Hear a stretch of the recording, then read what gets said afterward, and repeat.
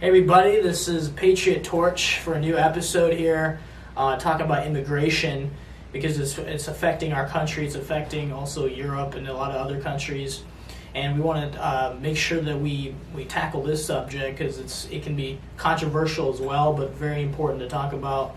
One of the biggest things, obviously, is the southern border being totally open right now. We're being flooded by an influx of illegal immigrants that the Democrats love to bring in, but it's still illegal, and we need to figure out what a kind of solution we have for it. And talk about what happens if we don't do anything about it. Is there something you wanted to bring up about this? Right. Well, the first thing I disagree with is sanctuary cities. I'm not sure how much you guys know about that, but basically, certain districts are refusing deportation of illegal immigrants, and they are refusing the help of immigration control.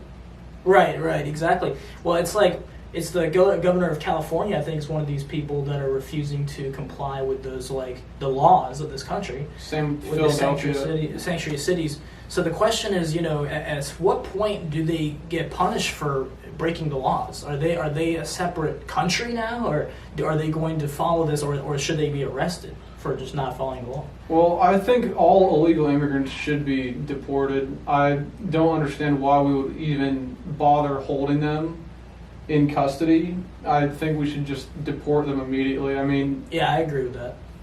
It makes sense. Right. It just boils down to the fact that they're here illegally, and if we don't have documentation on them, they don't belong here. Again, I think any immigrant should be allowed into the country. They just need to go through our legal system. Yeah, it's a legal system. Now, I was trying to say, the politicians, that are supporting this illegal activity, should they be arrested? That are not allowing the deportation of illegal immigrants?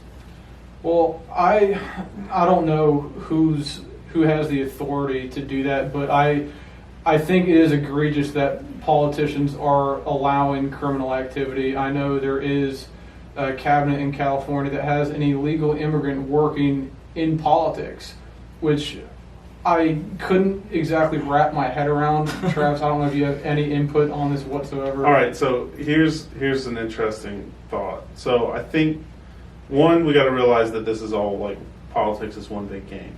So the sanctuary cities are an effort to some extent, win more votes in the long term.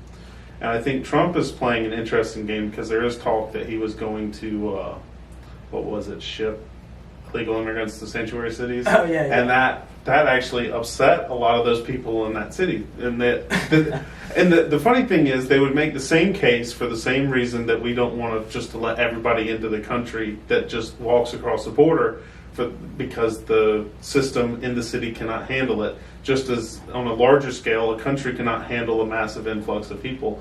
And I think Trump kind of playing the game that they're playing, right, and kind of turning it around on them is an interesting play, and I hope that he actually sticks with it, because look, with these types of subjects, I think you need to put your money where your mouth is, right? So if you want to deport people, you should be willing to, let's say, maybe it's not practical for everybody, but if you want to help deport people or whatever, then maybe join the border patrol or help manage the border or something like that.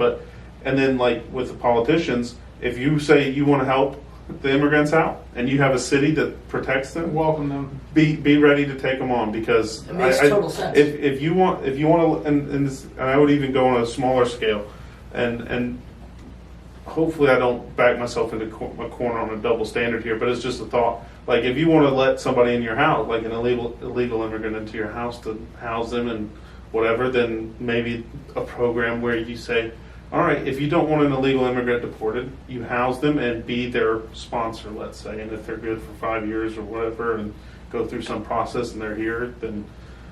Well, yeah, it reminds me of I have made the analogy with houses before, in this argument, because it's the Democrats are the ones saying, oh, just open up your back door and your front door. It doesn't matter, if you close your doors at night, you're a racist. You're not, you're not letting illegal people come into this country. And it's whoa, no, I closed my doors because I want my family to be safe, aka our citizens of America. as an analogy.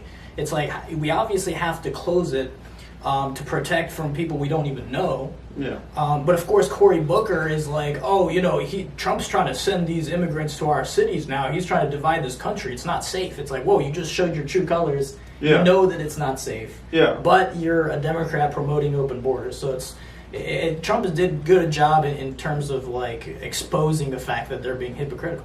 Well, just bear with me on this. I don't believe that all illegal immigrants are bad people. I actually don't even think most of them are bad people. They're good people. I've met a handful of them. It's just the fact of the matter is they're committing criminal activity. And I think Democrats, they want to allow it for the same reason they refuse voter ID in elections, because they believe that if they welcome all these illegal immigrants in, they'll just vote in our elections for Democrats. Yeah, that's part Well, of and it. I mean, like, and these are things like if you wonder if the tune were to change, because like I think, at least for me, I know even if, let's say, illegal immigrants were the type to vote Republican, right, or something like that, I still would say the same thing. Right. Like my standard doesn't change because they agree with me. Yeah. Like, Neither does mine. Yeah, and like Normally, they're a lot more conservative than people think. I've said maybe this to like guys you before. get there are like the man on the street stuff that does make it look that way, but I mean, I don't know. It's Well, first of all, it's a huge. We're talking thousands, like caravans, literally thousands of people. Yes, some of them are going to be great people, of course. But look, a lot of them. How are we going to know which ones are good and which ones aren't if they're just coming here illegally? I mean, that's the biggest problem. Is that it's not racist to say, hey, we need a limited amount of people to come in after they've been vetted and make sure that we're not literally being invaded by foreign people that don't understand this country. Did you guys watch Trump's rally in Pennsylvania a couple of days ago? The rally was great. I mean, it had a lot of great points, but he said that the wall is being built as we speak, that they're building an additional 500 miles of border wall. But even with that being said, our border is thousands of miles long, and It's like 2,000 miles. right. well, and I think I've heard talk. I mean, it definitely makes sense that you don't have to put a wall everywhere to get the job done, because Right. there's some strategic locations that you don't need one, like say a mountain range or something like that is too difficult. Now, I mean, I guess at some point, let's say you get a wall up everywhere else, and then now this one mountain range is the one kind of free pass into the country. You could manage that fairly easy. Exactly. Or you just build a wall there once you're done down the road, but focus on the high priority areas. I think they're making the right move on the wall there, at least. It's not being built as fast as I would like, though. It really isn't. Well, Like, it's government construction. I don't think you It's can gonna expect take like so a long. miracle. Yeah. Yeah, I mean, look, it's 77 right now. I mean, it's been, God, way It's too supposed to long. be done over a year ago. Yeah. So, I mean, any sort of construction project like that is going to take longer than you would want it to, but I think it is perhaps a step in the right direction. It is a that we are step. getting it. It is a step because at least it's doing something to prevent the illegal immigration, because a lot of Democrats will criticize, be like, it doesn't, it barely makes any difference. Well, why are you against it if you know that at least it does something? Because then otherwise you look like you're just not even caring if there's any illegals coming in. Well, you have to care about. They don't. That's, They just yeah, don't. back to my point. They just want to delegitimize elections. I think that's all that it's about for them, is just getting as many illegal immigrants into the country to possibly vote Democrat. I really think that's the only reason their stance is where it's at. Yeah, because they have been. There's a lot of Democrats that have been caught voting like 5 times, and they've gotten on camera. They've got those Project Veritas and other organizations have caught that happening. So we're not just making this up. This has already been proven that Democrats have this strategy. I don't really see that coming from people on the right. Well, I don't mean to cut you off. No, you could. I still don't understand why we don't have voter ID in elections. It doesn't make sense. It really doesn't. Well- They're like, oh, it's race. They always say Well- everything's racist. They're like, they literally say it's racist that we want voter ID. It's like, no, it means that you might be illegal. Well, I don't even care. Okay, so the voter ID thing is quite comical to me because it's the racism of low expectations. Right. Right. So the argument is always, oh well, you were gonna disproportionately affect minorities by enforcing these rules. And like, of course, it's anecdotal. Like, but what you're telling people when you say that is, I think people of like minorities, black people, Mexican people, Asian people, for some reason can't get an ID. Like that's what you're saying when you say that, and they're too poor. I'm so happy you said that. I think it's racist. Completely bonkers. I think it's racist to assume that a minority wouldn't have an identification card. Yeah, and I mean, you watch the man on the street stuff, and they're all like, "Yeah, I got an ID. Yeah, I know where I got to go to get an ID." And I mean, like, I mean, the guy's saying it like, I mean, he knows how ridiculous the question is because he's like, "Of course you know." Like, it just boggled my mind. Like to say, like even to say that you don't know how to. Like if you have all your paperwork in order and you want to get an ID, there's literally nothing stopping you. You don't even need to get a driver's license. They'll issue you a photo ID. It's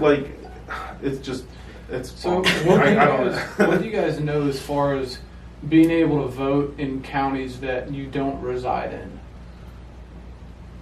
Well, the problem is that they might not have a record of you, and so they don't know if you voted before. All you have to do is say an address.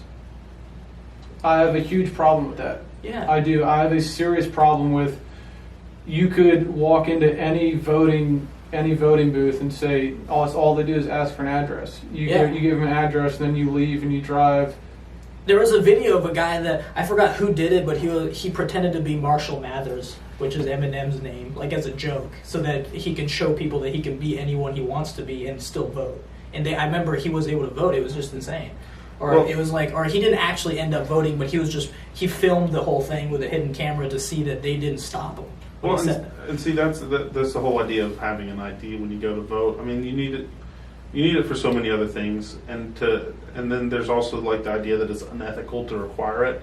Well, okay, let's apply that standard to guns. You want to go that route? Because if we're going to talk ethics, then I should be able to go into a gun store and buy a gun without a license, right? But that sounds absurd, right? Yeah. But I mean, personally, I wouldn't mind it. But I mean, but you know, like it'd be a lot faster. It would be, but like. You've got to apply the standard. In my eyes, you got to apply the standard the same way. That's true. And Carolina's not too bad as far as buying firearms. No, but Walmart's terrible. You try to buy a gun at Walmart, I get put on a delay every time. I'm not. 4 days. Never going there. Never. But yeah, I mean, this related to, and that's something that is definitely a huge issue about voting and things, because we look at Europe, because I like to bring the topic of Europe because they have an extreme version of being invaded by illegals, because they've got a huge influx. It's way worse. They've got like millions of Muslims coming in, radical Muslims too, not just like moderates, but radicals coming in. Yeah, that was going to be my point. I mean, there's a high percentage of them that are radical Islamic terrorists. Right, a huge poll of them. I think for us, it's that's a smaller, maybe that's an issue for them, but for us, we got an ocean. Let's say if radical Islam is a problem, then the ocean is a fairly good wall, let's say, between that issue. But like even they have, like you see, even there they do have fences, but I think you could, like, they're climbing over the fences and stuff, but I don't think they're also trying to stop it either. Not at all. So like. They're welcoming them. They're like kind of like, don't come in. I don't see anything, but like that's kind of what they're doing. So they're kind of doing the same thing, like the same thing that the Democrats are trying to do here. They're like, don't come, but. It's the same programming that's happening there. The leftists are like literally welcoming them because if you're racist if you don't let them in. It's the same propaganda throughout the world. It's not just here. And there they've got it worse because now the politicians are totally letting them all in. And then they're having. I remember in Germany, the society, the culture is just not compatible. And this is a part of the immigration when you have too many immigrants coming in at once. What happens is the culture changes in the streets because. There was a German guy, that was filming just to make a point. He would go up to the Muslim migrant that's on the street in Germany and was like, what do you think? Should is it okay for a lady to be raped if she's wearing a skirt? And the Muslim migrant's like, yeah, of course, obviously it is. and then this is obviously crazy for us. It's insane. It's totally unethical. And then he goes to another migrant, and they say the exact same thing. So it's not just one crazy guy. That's like the culture of these radical Muslims. They come from a culture where women are not allowed to show any part of their bodies. So if they show it, they're allowed to be raped. And then they wonder why, rape's going up like crazy in Europe and Germany, and Islamic attacks are happening like crazy. Not to mention they throw homosexuals off the top of buildings over there Yeah, and stone them to death. Well, Still. I think the stoning and the throwing off of roofs is more in the Middle Eastern countries themselves, because there is a legal standard that allows it, I believe. Yeah, I think so. It's part of the Islamic culture.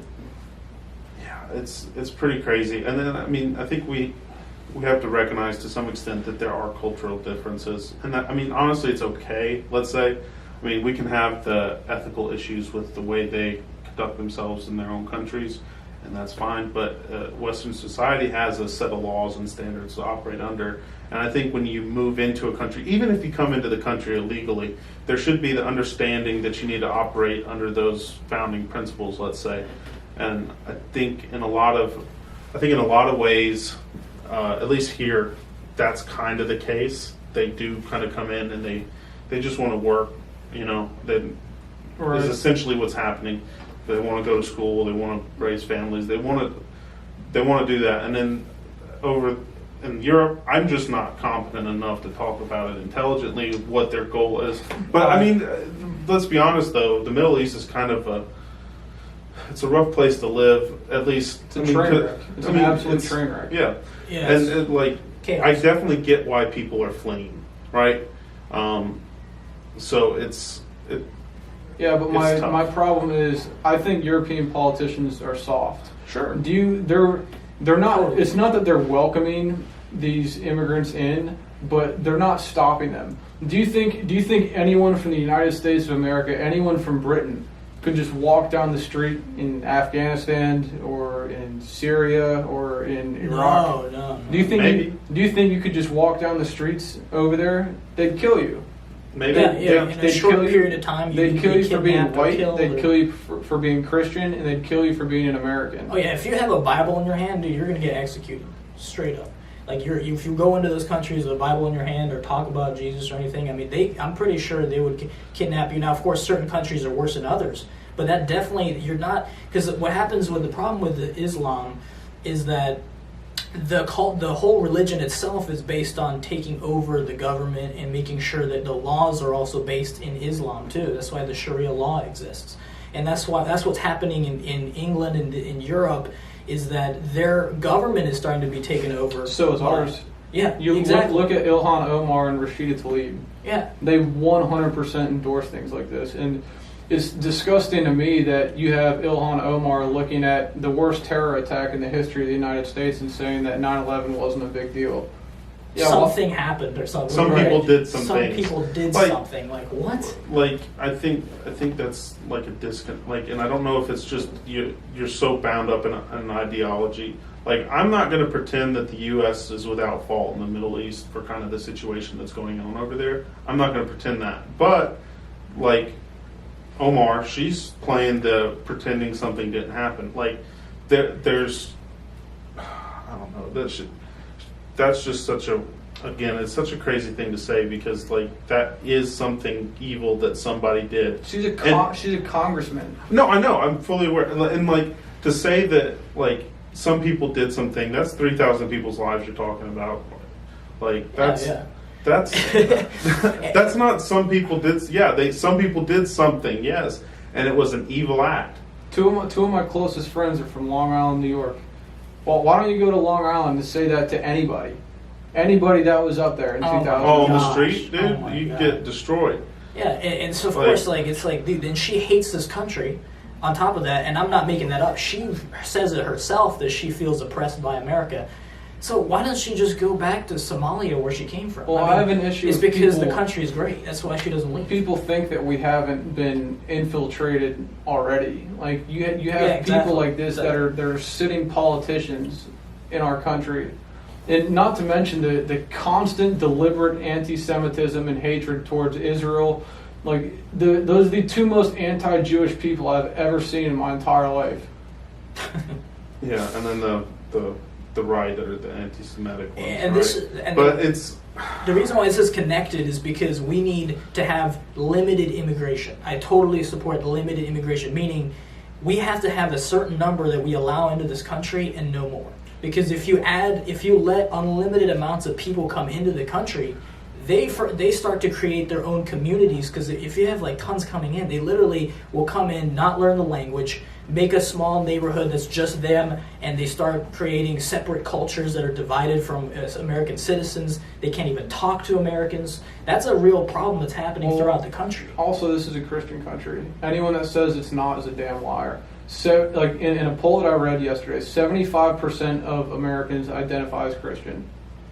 You know, and then even then, like you look at, like for example, the two sitting congressmen that we have that are Muslims that don't believe that Israel has a right to exist. The only Jewish state in the world is Israel, and nobody in the Democratic Party said a word about it.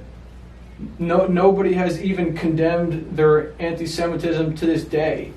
well, they do a soft condemning it. They're like, that's not cool. Like they'll do the letter, like they'll do the letter for Congress condemning it, and they'll sign the letter and all that stuff. But it's really just posturing, right? It's not meaning anything. You know, it's like it's a do nothing thing. It's a letter that says it. They wouldn't name drop. No, well, yeah, that's true too. Yeah, but again, it's like a soft it's not. So why is she so anti-Semitic? Is because Islam itself is, I've seen verses in there where they're like, non-believers have to be killed. They official. They hate Judaism. They hate Christians. And that's a problem. I mean, if we let a lot of people, I'm not saying all Muslims are like this, but I'm saying it's more likely that Muslims believe this because it's in their sacred texts that you have to kill the people that don't believe in your religion. I've met peaceful Muslims, so it puts you in a hard spot. Well, and I think you have to be very careful with the broad statements, because I've met pretty cool, like there's pretty cool Muslims I know, definitely is. And like, but if you let millions in, well, right, and see, there's a question of can they adapt, like and I think this is a part of a vetting process that can be talked about. Like, yeah, you can be Muslim and you can be American, but like the American part, you have to respect. Even if, like, let's say your religion calls for you to not like a certain group of people, you being an American has to some extent supersede, at least if you're going to argue from a secular standpoint, the idea that you would have to the American values have to supersede your religious values. Because they contradict. So in order to be compatible in our society, they can't listen to everything that's in the. There are some ideas that are Judeo-Christian values, but that seem to be a relatively reasonable universal truth, like the idea that there's some spark of divinity in every human, like all men are created equal. Those types of deals that are kind of religiously based, but when you look at it, like it's a really good way to operate. And if people are willing to come in and operate in that manner, then I'm all for it. I don't care what your religion is. Neither do I. Yeah, it's radical Islamic terrorists that I have an issue with. Well, yeah. So see, and I think that it's wise to differentiate Islam and, let's say, Muslims, because you can be a Muslim, but you don't. You can be a moderate Muslim. I think Islam is also if I understand it correctly, it's like a political agenda. It's not. It is. So it is. It's both religious and political. Whereas exactly. Muslim, and I don't know if you can differentiate them to what degree you can or not. But then the Muslim is just more like the religious side of things. And I know. Well, the Muslim is they believe in things that are in the Quran, which is their sacred text. Sure. So, but some Muslims don't. They're not radical to the point where they listen to everything literally, and that's why they don't go out and killing everybody that doesn't believe the religion.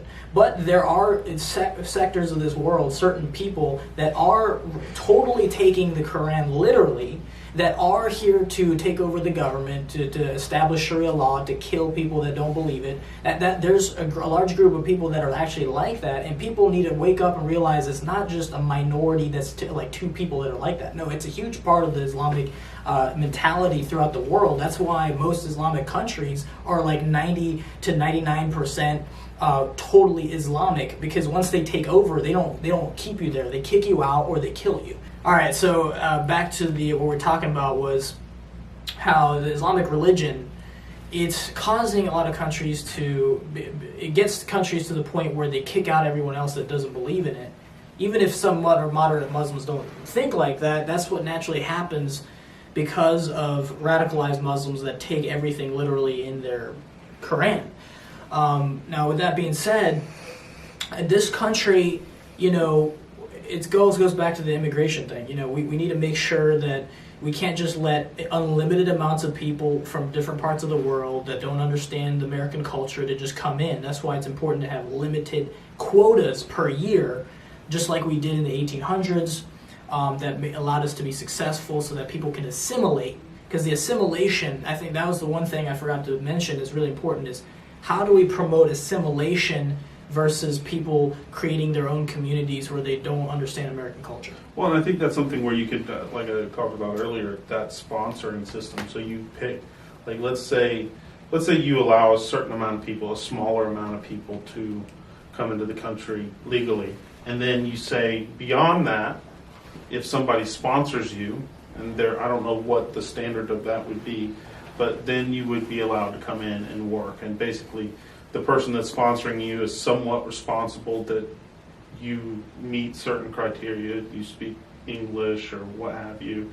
You get a job, get what you need to get self-sufficient. And if by a certain amount of time you don't do that, then you get deported or whatever. But some sort of like system that allows people that do want to let more people in an option to help get more people into the country through some sort of system that I guess everybody can kind of work with. Yeah, because I was talking to Janet, my wife, about this, and one time we were talking about how speaking the language English is so important, because there are people here that have been here for like 20, 30 years that can't still speak a word of English. And it's just really weird, and that's why, and they're not able to go to the stores to talk to people. They have to have their family members that can speak English do a lot of chores for them throughout the society in general, filling out applications, talking to people, buying stuff. It gets to the point where we have to have some kind of regulation, in my view, of people needing to learn the language to the point where they can at least look at American media or something, or look at American articles and American people, talk to American people. Otherwise, they're still looking at the same TV shows they were looking at back in the South American country they came from, and they're not actually assimilating, so they think they're still in their old country. I would almost assume that anyone that couldn't speak English would have to be here illegally. How could they pass the test to be a United States citizen if they don't speak English? Well, so I could see, at least because what we've got a multiple generation, let's say, immigration issue, right? So it spans multiple generations. So somebody that came a generation ago doesn't speak English. Now they've had kids. Those kids, it's really hard to imagine that scenario where somebody's been here that long and they haven't learned the language. Because, like, how are you going to do it? Like, and if you want people to be an informed voter or something like that, they have to know English, let's say. Because I don't think there's like a standard of a news source. And it may be, obviously I'm not going in and looking for Spanish-speaking like news stations in the United States, but like to get like a real idea of what's going on in the country, you kind of need to... Because there's people that are also legally here, but they're not a citizen yet. Sure. So they're just here. Yeah, they're on a working passport. Yeah, or they just stay. They're able to extend it over years and years, and they're here for years, but they're not illegal, but they're not a citizen, and then they're in that kind of a gray zone. Well, I know there's some cities in Florida that, like, literally you go up to a drive-thru and they don't speak a word of English. Yeah. It's a little dysfunctional. It's dysfunctional. Like, it's dysfunctional. I mean, And the one video I saw is like the person was saying like, "We can't take your order because you don't speak Spanish." I was like, "Wait, hold up." And she was responding in Spanish, but like the person would talk to her and then she would respond in Spanish. So she understood what was going on. It's like, give me like 5 tacos. Like, you know, I'm pretty sure that translates fairly well across languages. I went to a restaurant in Charlotte. You reminded me of the story that happened to me. I went to a restaurant in Charlotte. I go up to the front of this desk where the cashier is, and I'm like, yeah, I want that large burrito with chicken. And she's like, okay. And like literally like is surprised that I'm not speaking in Spanish. Maybe because of my appearance, possibly. But at the same time, she can't speak English at all. So then she's like, un momento, and like has to like tell me to wait so she can get someone that can speak English to assist me. It's like, wow, this is America right now. It's interesting, and I've been to a restaurant and it was really good food. So like, don't take it the wrong way. But I went in there and I got taught. I work with a lot of Mexican and South American people, and so you go to some places that, from time to time, that you may be a culture shock to maybe like somebody from where I'm from. So like going into Charlotte, going into these little restaurants and whatnot. We went into a restaurant and like the waitress walked up and they told me like it's a Mexican restaurant. So the waitress walked up and started talking in Spanish and I went, oh, that kind of Spanish. I wasn't ready for it. But I kind of and see, I guess it's good that I know a little bit of Spanish. Tango hombre. Tango hombre. As long as we can say that, I guess we can get along. Yeah. It's like, that's the thing though, it's like we can't explain to them politics at all, because that politics requires a lot of advanced vocabulary. Yeah. And if you can't even share politics, it's like, dude, how are we going to have a society that's united together if we have all these divided communities that can't even speak to each other? It becomes an issue that we need to solve. Otherwise, in a few years, we're going to have cities that are just Spanish and cities that are just English, and then it's just, how is the United States going to be? Well, and see, here's the problem with here's something that I think about often. Let's say that you have 2 groups of people, and even if they speak the same language, but if they get to the point where they don't talk anymore, fighting comes very quickly. Yes, exactly. So, exactly. I think we have to be very, it's very important that you at least be able to communicate with someone, and even the ideas you get with people not wanting to talk to each other because of a political belief or whatever. And that's a terrible place to be, because it puts us down a very short rabbit hole to a very bad place. And to not be able to talk about real issues with people with the same language. So if you're having to go across languages, things get lost in translation. Right. It could get very messy. Yeah. Well, and that kind of wraps up what we're saying here. We could go on obviously longer, but I did want to bring up these issues so that we can understand the issues of immigration, what happens to our country when we have unlimited immigration versus limited immigration. And I want to make sure everyone knows, look, we're not trying to discriminate against people. That's not what we're doing. We're trying to understand how to have a united country that's safe for our citizens. And in order for us to get along, there has to be certain things that have to happen. And so I want to make sure, if you love this country, you're an American patriot, you love the values we have, you love the Constitution, look, we're friends, I don't care what color you are, religion you have, I don't care. I'm just talking about the people that aren't compatible, that aren't assimilating, that don't believe in American values. That is a threat to our country, because that's what, in Europe, that's what's happening. Crime's rising when people don't get along and understand the laws. So that was my point that I was trying to make, is how important it is that we all share the same American values and assimilating together to be united as a country. Right. I think people need to be encouraged to come here legally. Really, that's my overall statement on immigration. We need immigration reform, and I disagree with sanctuary cities and the way Democrats try to delegitimize elections with illegal immigrants, but they need to be encouraged to come in the proper way. Well, and I think I have one final thought, and it's something that you don't really think about, and it's the idea that when somebody comes in illegally, they have to kind of skirt the law to get an income, right? Mm-hmm. So, and there's definitely the issue of like people getting underpaid for what they do. So something that we need to keep in mind too that kind of ties into this is that when you do that, you have, I mean, we all kind of, I hope we all have a basic understanding of supply and demand. So if you have an unfettered amount of people coming in, that's supply, that's a workforce supply. Yeah. So if you have an infinite amount of workers, then you don't need to pay a whole lot of money. Right. Right? Yep. So I think what you have to do is then the idea of regulating how many people come into the country, there's a benefit to kind of controlling the rate at which people come in, Right. because it allows us to continue to grow, Exactly. and then it also allows us to pick the people up that we can handle and then help them up to where we are. Right. And I think that's the ethic. I mean, if we just take everybody in, we're going to end up shooting ourselves in the foot and can't help more people in the long run. Right, exactly. We've been So, doing that the whole there's- history of America. I think we have to realize that it's not that we don't want to help people that are in rougher places, but if we can't support ourselves, we can't help you.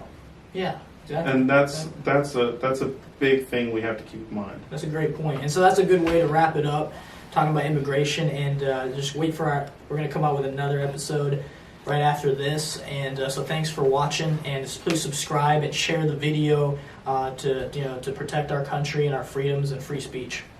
See you next time.